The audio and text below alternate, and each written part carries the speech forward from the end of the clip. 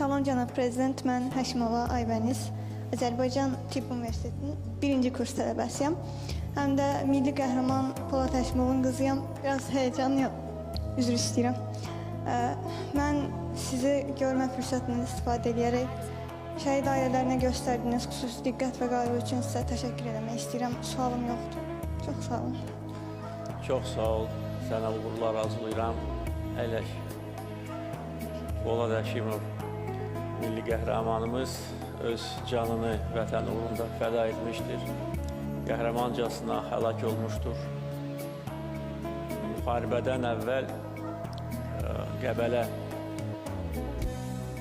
şəhərində olarkən yoldan keçirdim, çox tədbirlər var idi. Gördüm bir binanın üstündə onun portreti asılıb. Mən maşını dayandırdım, gəldim onun portreti önündə. Azərbaycan xalqına həm onun haqqında, həm gələcək haqqında öz sözlərimi dedim. Və onun qanı yerdə qalmamalı idi və qalmadı. Onun qisasını biz aldıq və döyüş meydanında aldıq. Və Polad Həşimov kimi qəhrəmanlar daim Azərbaycan xalqının qəlbində yaşayacaq.